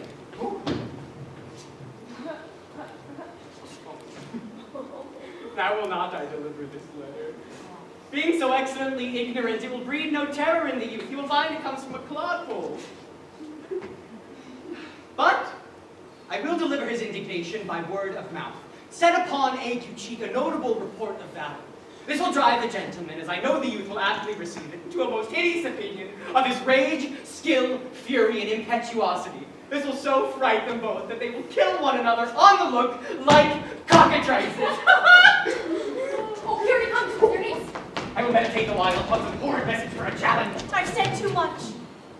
Unto a heart of stone and laid mine honor to unchary aunt. There's something in me that reproves my fault, but such a headstrong, potent fault it is that it but mocks reproof. With the same behavior your passion bears goes on my master's grief. Here, wear this jewel for me. 'Tis my picture. Refuse it not. It hath no tongue to vex you. And I beseech you, come again tomorrow. What shall you ask of me? That I'll deny, that honor saved may upon asking give. Nothing but this, your true love for my master. How with mine honor may I give him that which I've given to you? I will acquit you. Well, come again tomorrow.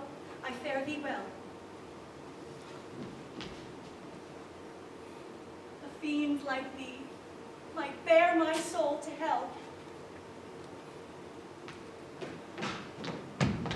Gentlemen, God save thee. And you, sir. That defense thou hast, but take thee to it. Of what nature the wrongs are thou hast done him, I know not, but thy interceptor, full of despite, bloody as the hunter, attends thee at the orchard end. Dismount thy tongue, be yarn thy preparation for thy assailant is quick, skillful, and deadly. You mistake, sir. I am sure no man hath any quarrel to me. You'll find it otherwise, I assure you. Therefore, if you hold your life at any price, betake you to your God, for your opposite hath in him what youth, strength, skill, and wrath can furnish man withal. I pray you, sir, what is he? He is night up with unhatched rapier and uncarpeted consideration, but he is a devil in private brawl. I will return again into the house and desire some conduct of the lady. I am no fighter. I've heard of some kind of men that put quarrels purposely on others to taste their valor. Be like this, a man of valor. Sir, no. His indignation derives itself out of a very competent injury. Therefore, get you on and give him his desire. Strip your sword stark naked, for metal you must, that's certain, or forswear to wear iron about you. This is as uncivil as strange. I beseech you, do me this courteous office as to know of the knight what my offense to him is. It is something of my negligence, nothing of my purpose. I beseech you, what manner of man is he? Nothing in that wonderful promise to read him by his form, as you are like to find in the proof of his valor. He is indeed the most skillful, bloody, and fatal officer you could have possibly found in any part of the area. Will you walk towards him? I will make your peace with him if I can. I shall be much bound to you for it. I'm one that had rather go with Sir Priest than Sir Knight. I care not who knows so much of my metal. Why, man, he's a very devil. I have not seen such a farrago. I had a pass with him, and he gives me a stuck in with such a mortal motion that it is inevitable. Puissant! I'll not meddle with him. You will not now be pacified. Legant! I thought he was valiant and so cunning in fence. Oh, I say him damned ere I challenged him. Let him let the matter slip, and I'll give my horse, Brown Capulet, and, guys, run.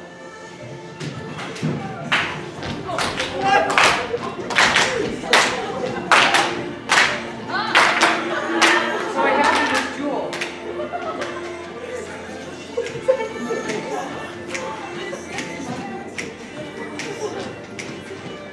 So I know you have a boyfriend. Yes. But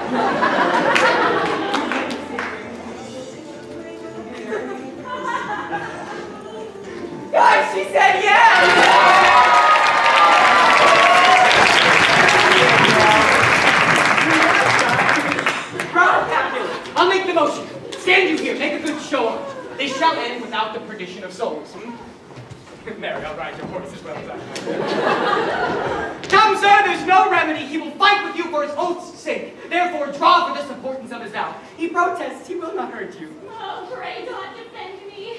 A little thing would make me tell them how much I lack of a man. Give ground if you see him furious. Come, Sir Andrew, there's no remedy. The gentleman will, for his honor's sake, have one vow to thee. We cannot by the duello avoid it. But he has promised me, as he is a gentleman and a soldier, he will not hurt you. Come on, do it. Oh, pray God he's keep his own. Are you sure you choose against my will?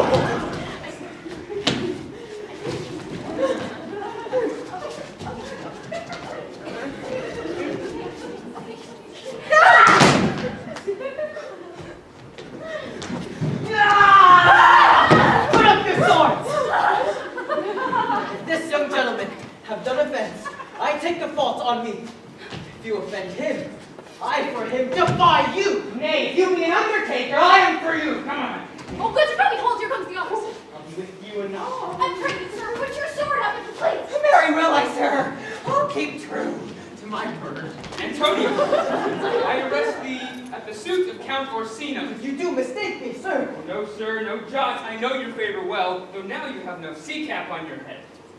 I must obey. This comes with seeking you. If there's no remedy, I shall answer it. What will you do? Now my necessity makes me to ask you for my purse. Oh, it grieves me much more for what I cannot do for you than what befalls myself. You stand amazed, but be of comfort. Come, sir, away. I must entreat of you some of that money. What money, sir? For the fair kindness you have shown me here, and in part being prompted by your present trouble, out of my lean and low ability, I'll lend you something. My having is not much. I'll make division of half my present with you. Hold, there's half my coffer. Will you deny me now? Is it possible that my deserts to you can lack persuasion? Do not tempt my misery, lest that it make me so unsound a man as to upbraid you. Those kindnesses that I have done for you. I know of none, nor know I you by voice or any feature. I hate ingratitude more in a man than lying, vainness, babbling, drunkenness. Let me speak a little. This youth that you see here, I snatched one half out of the jaws of death, relieved him with such sanctity of love, and to his image, which we thought did promise most venerable worth, did I devotion. What's that to me? The time goes by, away. But oh, how vile and idle proves this God! Thou hast, Sebastian, done good feature shape. In nature there's no blemish but the mind. None can be called deformed but the unkind. The man grows mad. Away, sir, away. Lead me on. His words do from such passion fly that he believes himself. So do not I. Prove true imagination. Oh, prove true that I, dear brother, be now taken for you.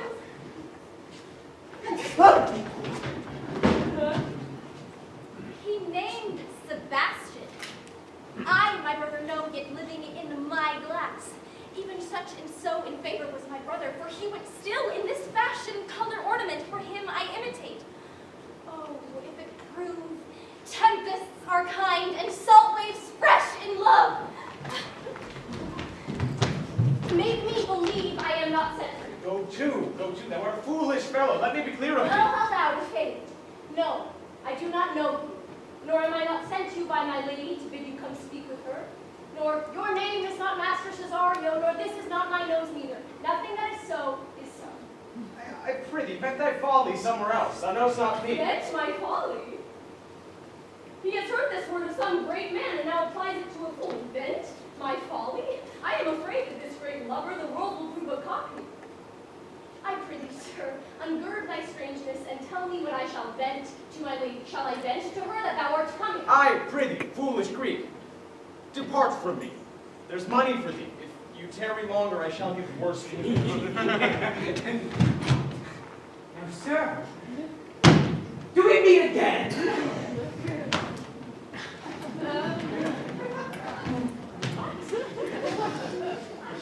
That's for you! There's for thee! All the people mad! Hold, sir! Or I'll throw you o'er the house! Now this I will tell my lady straight. I would not be in some of your coats for tuppence. Come on, sir. Hold! Nay, let him alone. We'll find another way of working against him. I'll have an act of battery against you if there be any law in Illyria, though I struck him first. Nay, it's no matter for that. Come, my young soldier, put up your iron. You are well fleshed. Come on!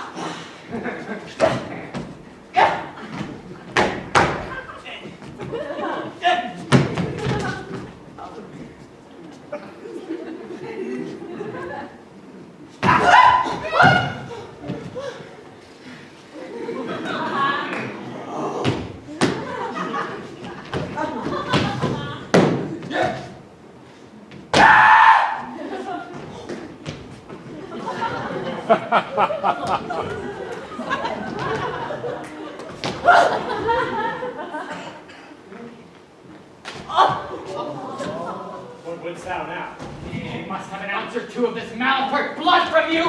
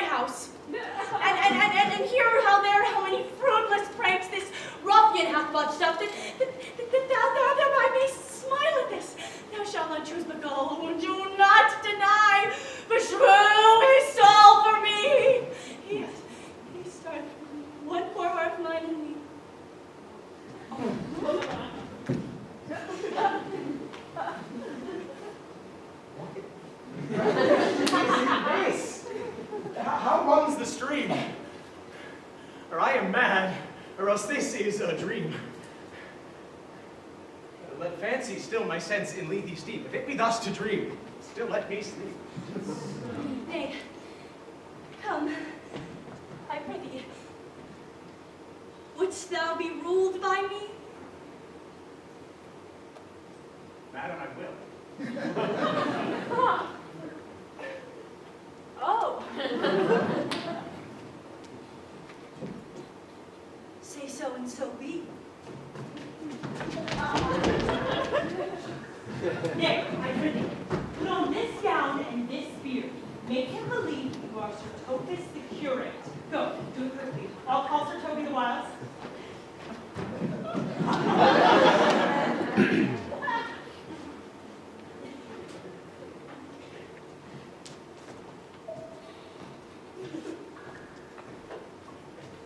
So this next scene between Feste and Malvolio, it's a bit weird. Feste pretends to be a priest and goads Malvolio, but it just humiliates him. I mean, why else does she do it except just to make everybody else laugh? But then they leave, and it's really just humiliating. Malvolio insists that he's not insane, which makes him look even more insane. And then Feste, for whatever reason, I think that she feels bad for terrorizing him. Or maybe she feels bad that she helped put this guy in this situation.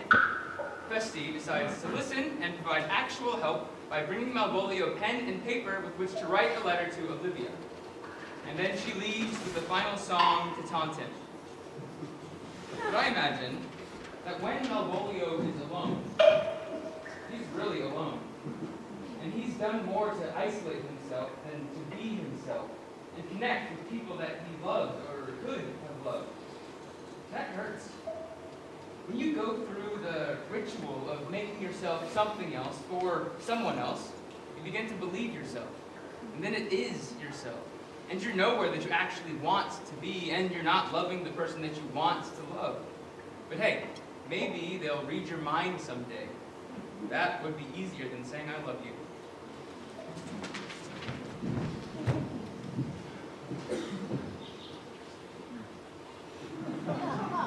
This is the air. That is the glorious sun. This pearl she gave me, I can feel it and see it. And though 'tis wonder that enwraps me thus, yet 'tis not madness. Where's Antonio then? I could not find him in the elephant, yet there he was, and there I found discredit that he did range the town to seek me out. His counsel now may do me golden service, for though my soul disputes well with my sense that this may be some error, but 'tis not madness, yet doth this accident and flood of fortune so far exceed all instance, all discourse, that I'm ready to distrust mine eyes and wrangle with my reason to any other trust that persuades me but that I am mad. Or else the lady's mad. But if 'twere so, she could not sway her house, command her followers, take and give back affairs in their dispatch with such a smooth, discreet, and stable bearing as I perceive she does. There's something in it that is deceivable. And here the lady comes. Blame not this haste of mine. If you mean well, go with me and with the holy man into the chantry by. There before him and underneath that consecrated roof, plight to me the full assurance of your faith that mine most jealous and too doubtful soul may live at peace. What do you say? I'll go with you. And having sworn truth ever will be true. I know thee well. How dost thou, my good fellow? Truly, sir, the better for my foes and the worse for my friends. Thou shalt not be the worse for me, there's gold. But that would be a double dealing, sir. I would you could make it another. You shall pull no more money out of me at this throw. If you will let your lady know I am here to speak with her and bring her along with you, it may awake my bounty further. Marry, sir, let your bounty take a nap. I will wake it anon. Here comes the man, sir, that did rescue me. Face of his I do remember well. A bobbling vessel was he captain of, for shallow draught and bulk unprizable, with which such scateful grapple did he make with the most noble bottom of our fleet, that very envy and the tongue of loss cried out fame and honor on him. What's the matter? Orsino, this is that Antonio, here in the streets, desperate of shame and state, in private bravo that I apprehend him. He did me kindness, sir. Drew on my side, but in conclusion put strange speech on me. I know not 'twas but distraction. Notable pirate, thou salt-water thief, what foolishness brought thee to their mercies, whom thou, in terms so bloody and so dear, hast made thine enemies? Orsino, noble sir, be pleased that I shake off these names you give me. Antonio never yet was thief or pirate, though I confess on base and grounded up Orsino's enemy. Witchcraft drew me hither. That most ungrateful boy there by your side, from the rude seas enraged and foamy mouth did I redeem. Correct past hope he was. His life I gave him, and did thereto add my love, without retention or restraint, all his in dedication. For his sake did I expose myself, pure for his love, into the danger of this adverse town, to defend him when he was beset. While being apprehended, His false cunning, not meaning to partake with me in danger, taught him to face me out of his acquaintance. How can this be? When came he to this town? Today, my lord. For 3 days before, no interim, not a minute's vacancy, both day and night, to be keep company. Here comes the Countess. Now heaven walks on earth. What would my lord? But that he may not have wherein Olivia may seem serviceable. Cesario, you do not keep promise with me? Madam? Gracious Olivia. What do you say, Cesario? Good, my lord. My lord would speak, my duty hushes me. If it be aught to the old tune, my lord, it is as fat and fulsome to mine ear as howling after music. Still so cruel? Still so constant, lord.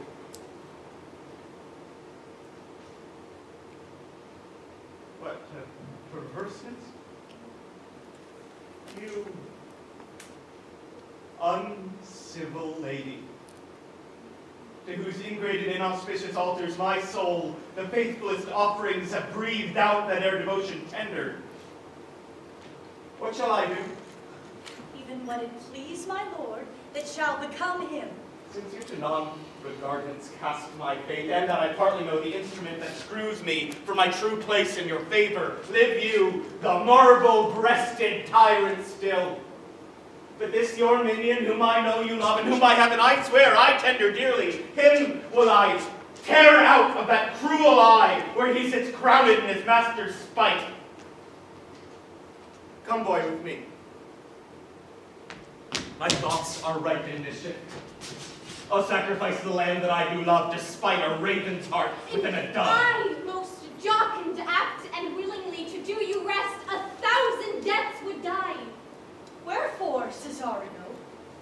After him I love, more than I love these eyes, more than my life, more by all mores and air I shall love wife. If I do feign you witnesses above, punish my life for tainting of my love. I mean, detested.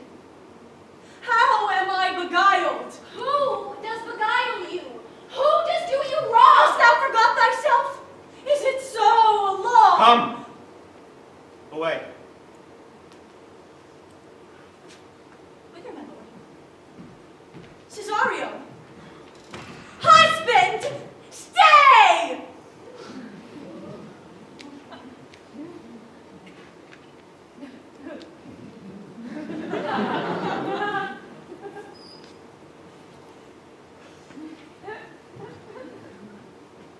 Husband? I, husband. Can he that deny? Husband, sir. No, my lord, not I, alas. It is the baseness of thy fear that makes thee strangle thy propriety. Fear not, Cesario. Take thy fortunes up, be that thou knowst thou art, and thou shalt be as great as thou fearst. Oh, thou dissembling cub. What shall thou be when time is so to grizzle on thy case? Farewell, and take her. But direct thy feet where thou and I henceforth may never meet. No, my lord. Oh, my lord, do not swear. Hold little faith, though thou hast too much fear. For the love of God, a surgeon has sent one presently to Sir Toby. What's the matter? Has broke my head across and given Sir Toby a bloody coxcomb too. For the love of God, your help! I had 40 shilling I were at home. Who has done this, Sir Andrew? The Count's serving men, one Cesario. We took him for a coward, but he's the very devil incarnate. Why do you speak to me? I never hurt you. You drew your sword upon me without cause, but I must make you bear and hurt you not. If a bloody coxcomb be hurt, you have hurt me. I think you give nothing by a bloody coxcomb. Here comes Sir Toby halting. You shall hear more. If he had not been in drink, he would have tickled you at the gates than he did. How now, gentlemen, how is with you? That's all one. Has hurt me, and there's the end on. Sots, did you see Dick Surgeon, Sots? Away with him. Who hath made this havoc with them? I'll help you, for we'll be stitched together. Will you help? An ass head, and a coxcomb. A knave, a thin-faced knave, a god.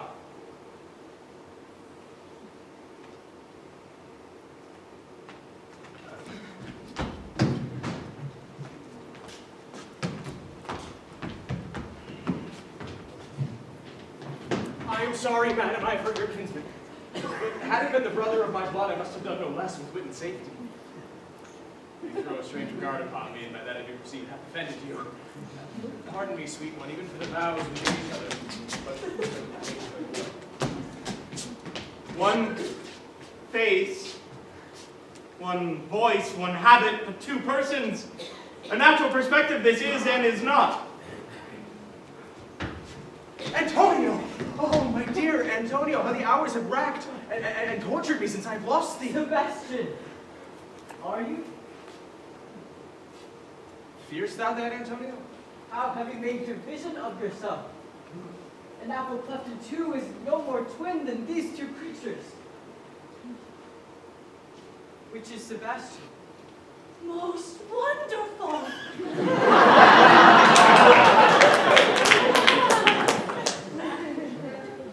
If I stand there, I never had a brother, nor can there be that deity in my nature here and everywhere. I had a sister who the blind waves and surges have devoured. Such a Sebastian was my brother too. So when he suited to his watery tomb, if spirits can assume both form and suit, you come to fright us. Should my tears let fall upon your cheek and say twice welcome, drown in Viola? If nothing lets to make us happy both but this, my masculine usurped attire, do not embrace me till each circumstance of place, time, fortune, to cohere and show that I am Viola.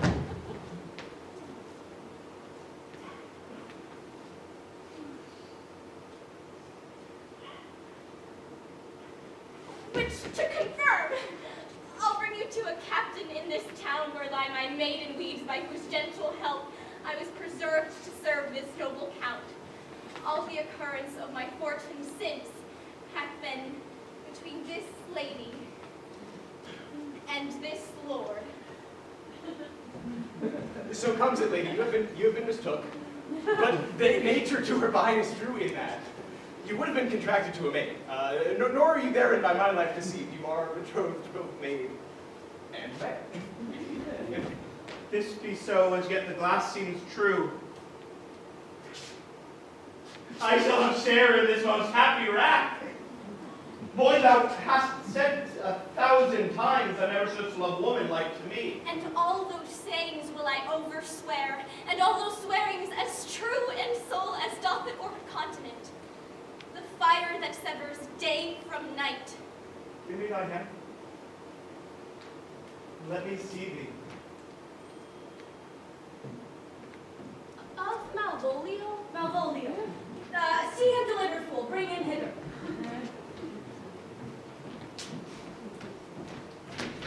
My lord, so please you these things further thought on, to think me as well a sister as a wife. One day shall crown the alliance on it, so please you, here at my house, and at my proper cost. Madam, I am most apt to embrace your offer. Your master quits you, and for your service done him, here is my hand. You shall from this time be your master's mistress. Your master's mistress! A sister, you are she. Is this the madman? I, my lord, this same. How now, Malvolio? Madam, you've done me wrong. Notorious wrong. Have I, Malvolio? No. Lady, you have! Pray you peruse that letter. You must not now deny it is your hand. Write from it if you can. In hand or phrase or say 'tis not your seal, not your invention. You can say none of this. I will grant it then. And tell me, in the modesty of honor, why you've given me such clear lights of affection. Bade me come smiling and cross-guarded to you, to put on yellow stockings, to frown upon Sir Toby and the lighter people, and acting this in an obedient hope, Why have you then suffered me to be imprisoned, kept in a dark house, visited by a priest, and made the most notorious geck and gull that e'er invention played? Oh, tell me why! Alas, Malvolio, this is not my writing. Though I confess, much like the character, but out of question, 'tis Mariah's hand. And now I do bethink me. It was she first told me thou wast mad, then cam'st in smiling, and in such forms which here were presupposed upon thee in the letter. Prithee, be content, this practice hath most shrewdly passed upon thee. But when we know the grounds and authors of it, thou shalt be both the plaintiff and the judge of thine own cause. Good madam, hear me speak. Most freely I confess, myself and Sir Toby did set this device against Malvolio here, upon some stubborn and uncourteous parts we had perceived in it. How with sportful malice it was followed, may rather pluck on laughter than revenge, if that the injuries be justly weighed that have on both sides passed. Alas, poor fool, how have they baffled thee? Why, some are born great, some achieve greatness, and some have greatness thrust upon them. I was once, sir, in this interlude, once Sir Topaz, sir. But do you not remember? Madam, why laugh you at such a barren rascal? And you smile not, she's gad. And thus, the whirligig of time brings in his revenges.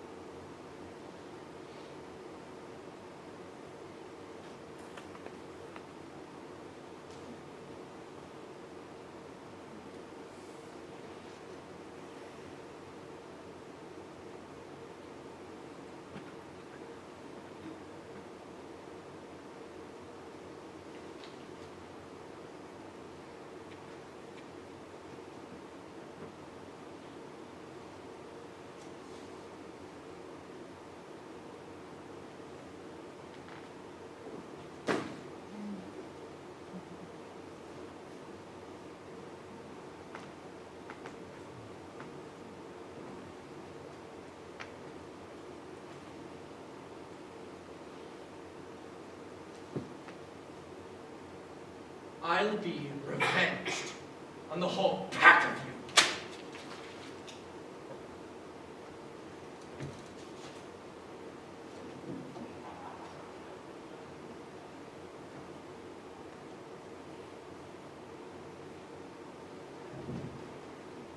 He hath been most notoriously abused. Pursue him and entreat him to a peace.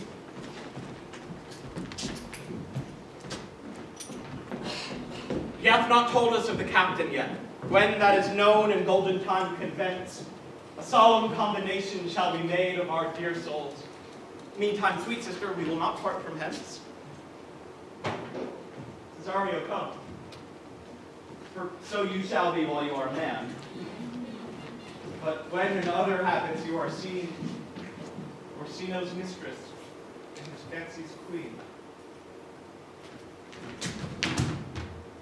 Or what I will. Or what you will.